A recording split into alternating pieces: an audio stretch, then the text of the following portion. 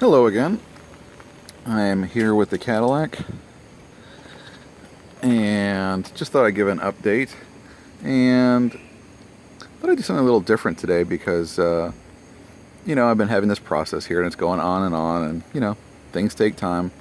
But I thought I'd talk a little bit about what's involved in fixing up an old classic car, particularly one that hadn't really been driven too much the last few years, had some mechanical issues, had some body issues, because people who never owned one or worked on them maybe don't really know what's involved. And the short version is, when you get involved in restoring or fixing up an old classic car, that there are just 8.5 million details that you have to run down, things that crop up that you didn't think was ever going to be an issue, and it is. Occasionally things that you thought were going to be a big issue end up being not that big a deal. That happens a bit less. So I thought I'd kind of just talk about what's been going on with this car now. I've owned it for 9 months, if you can believe it. Actually had it in my possession maybe five or 6 weeks of that. It's been going from shop to shop with different things being done. It's here at Pat's shop here in Indianapolis now. He's done a lot of the work on the car. Really got it running into a state of running well mechanically with the engine. So since then, the main thing that's been going on is, a couple things. Is I mentioned in my last video about the gas tank, and that is something that's pretty common with these old cars, is the gas tank just gets little bits of pollutants and junk in it, and over time, that stuff gets sucked into the engine, and eventually, that's going to get, if you're, that's very, very dangerous if, you're actually getting junk, little bits of debris getting pulled into the engine. That's bad news, and you don't want to do it. So when I was driving this car last, it actually broke down on me because all that was left in the gas tank, at least what was going into the fuel line, was just crap. I literally, looked at it through the fuel filter under the hood, and it didn't even look like gas. It looked like swamp water. So that was the point at which this decision was made to pull the gas tank. And usually you're looking at doing one of two things. There is replacing it or cleaning it. Fortunately nowadays, these old cars, they make a wide selection of reproduction gas tanks that are just like the old ones. Here comes the rain, more rain. So it's not that expensive to get a new one. So that's what we've done here with this car. We'll see if I can get down here underneath. You can see under there, we have ourselves a brand new gas tank.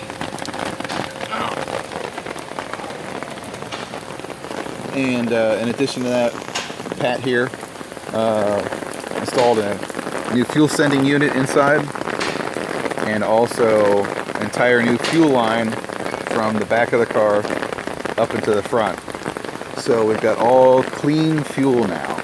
So the other thing that I've been working on, I keep saying I've been working on, Pat and a couple of other guys who worked on the car, they're the ones that are doing the work. I just write the checks, is getting to the electrical stuff, specifically with the instruments and controls here up front. As you can see, we have pulled the dashboard, and we also pulled the instrument cluster, and just very few of the instruments were working. The speedometer worked, but it fluctuated wildly like a metronome, up and down, even as you were maintaining a constant speed.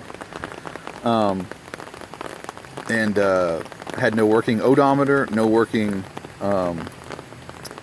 gas gauge, which that's a little scary when you don't know how far you've gone and you don't know how much gas you've got left.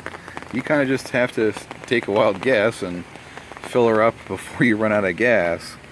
A few other things working in terms of the gauges, like the oil warning light and like that, but no turn signals, not much of anything.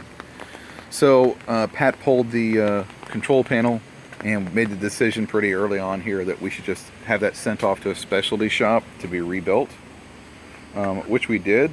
That was a pretty penny that took, and took a couple 3 weeks to do that. And now Pat is running down a whole bunch of wiring. We got ourselves a color wire diagram for the Cadillac, and he's in the process of the fuse box. It was pretty cruddy, so we're looking about cleaning that up or possibly replacing it. And then we've got to get some things working. The main one is the windshield wipers. Got no working windshield wipers. That's funny, you can see right down into my glove box there from the top with my reproduction owner's manual. And get some things working. The heater and blower controls don't work either, but that's really a secondary concern. The main thing is to get those windshield wipers going, because that's dangerous, and I'm not sure if it's even legal to drive a car with non-operating windshield wipers. So that is tops on the list. The other thing is, the dashboard, I think you may have seen in the previous videos, was in pretty rough shape, as you might expect, it being 57 years old. Had 3 large cracks down in it, and also had some secondary cracking around the edges. So I took it upon myself. I said, while we've got that out of there, let's go ahead and get that, see what we can do with that. Because you do have these options of buying, you can't buy a reproduction dashboard for a Cadillac. So all you can do is fix up the one you've got, or get one of these vinyl dash pad covers. And it's just a molded piece of vinyl that fits over your dash and simulates the look of the existing dash. But I actually have one of those in my Mustang. I don't really care for them. They don't look good, and they're not cheap. I think it would have been about $200 or so to get one, which isn't a terrible amount of money when you're looking at a project like this. But my attitude was, well, if I can spend $200 to get a fake dash cover, what would it cost to just get that dash refurbished?